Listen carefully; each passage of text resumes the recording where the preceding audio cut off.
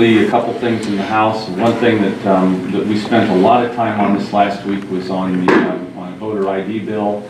The bill that passed, I think, is going to be, most voters, when they go to the polls, are going to find that things are quicker and easier because you'll be able to just scan your license and everything.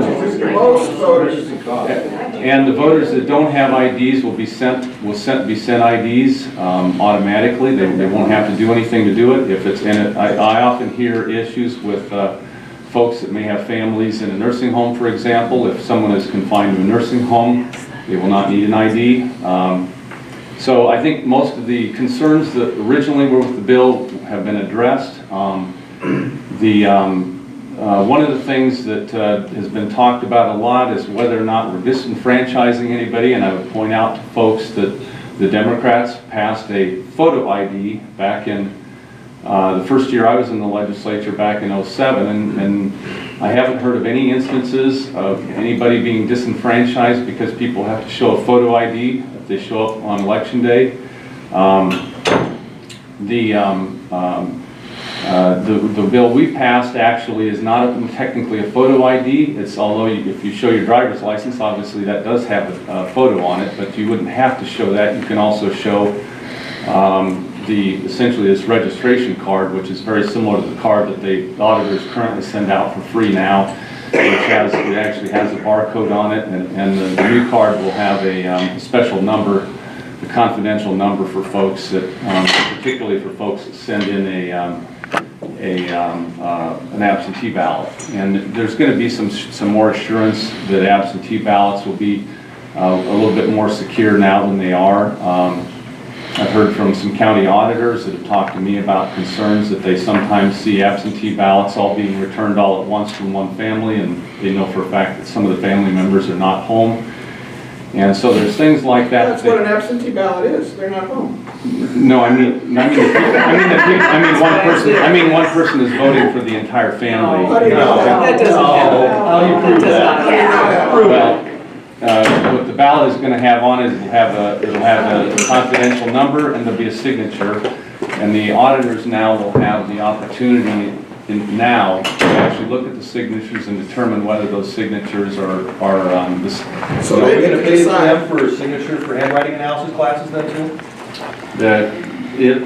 Basically what will happen is that they can question those signatures, and then the family will have the chance to show that somebody that was the person voting. I can tell you for a fact, I talked to the auditor in Hardin County, and she said she knows a family that she sent them to, and she knows for a fact that the students that were in that family were not in the state. The ballots were returned within 2 days, and she was not able to do anything about it. I mean, even though she knew that for a fact that those ballots were not voted on by the people. So the auditor's an elected official, is she not?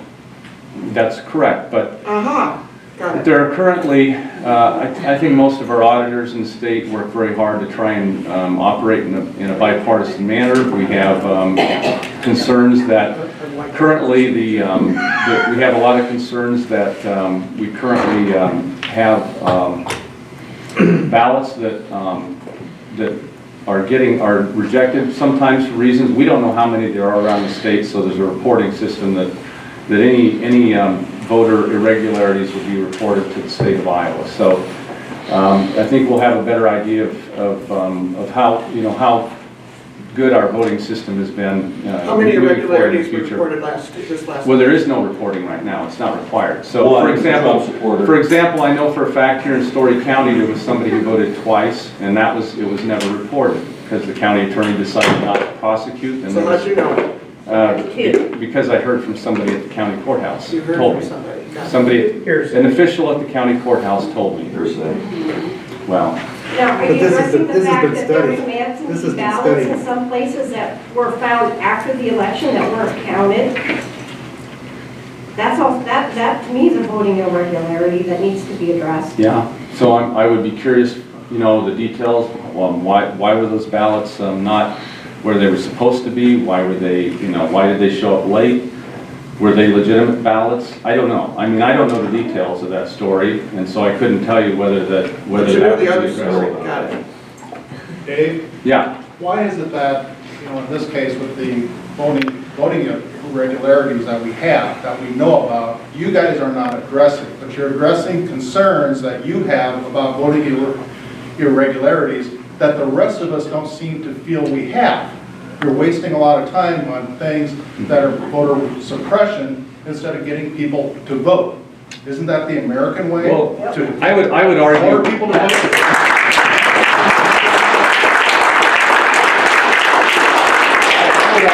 The bill we had a lot of different parts to it, and I would argue that we were trying to address the issues that are out there with concerns about the sanctity of the vote. To your point too, we're pursuing policies that have been adopted in about 34 other states, so it's really nothing that Doesn't make new. it right. Pushed by Alex, of course. 34 other states, and it's actually, to your point, when voters have more confidence that the voting system is secure and fair and the people who are voting legally, it actually increases voter turnout. I know, because you're giving the impression by what you're doing that it isn't correct, and it is. This is what voters are asking us to You're doing the opposite of what do. we should do. We're voting to support this today. How many county auditors in the state of Iowa support this kind of legislation? I haven't talked to all. Zero! Well, I can tell you that isn't true. I've had a lot of Ask Lucy auditors talk to me. Welcome to Mississippi. Where are they? Where are the auditors that have talked to you? Who are they?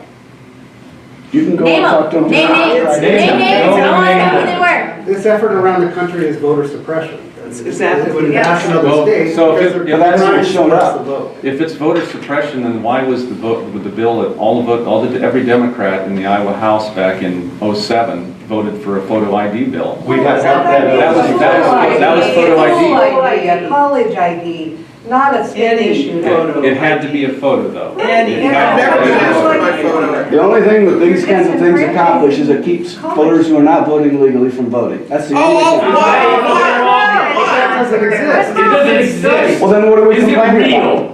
There are people illegally We're complaining voting. about Because it disenfranchising doesn't people who might happen. not have an ID. It's a Even if it's one non-existent person, what do you say doesn't do that? Even if it's one person, what would you say? What would you say to a person that you deny their constitutional right to On vote? this issue, and how little time you spent on the state employees issue. Yeah.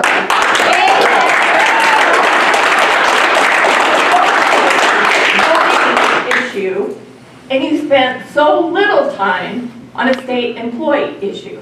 Well, I don't know exactly what you're talking about there. If you're talking about Really? collective bargaining.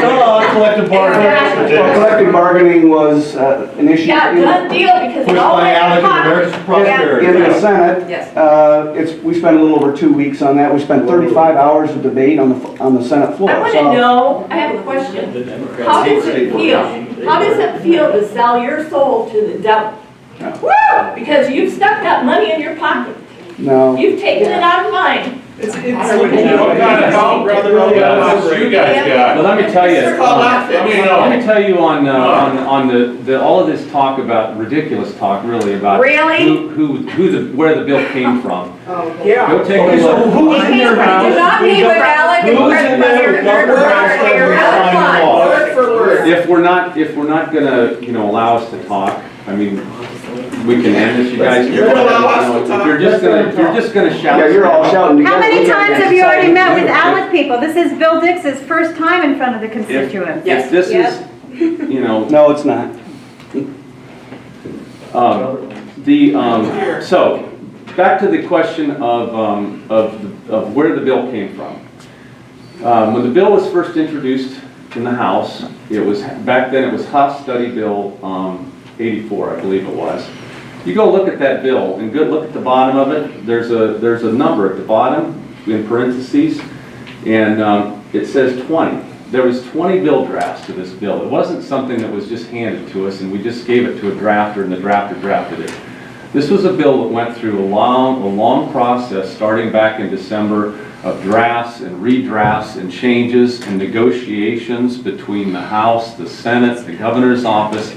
We went through a lot of changes on this bill and a lot of negotiation. And I talked to the drafter and I said, have you ever had a bill that took 20 bill drafts to write? And he said, that's definitely on the high side. I wasn't sure. President Deyoe, can you tell me how many people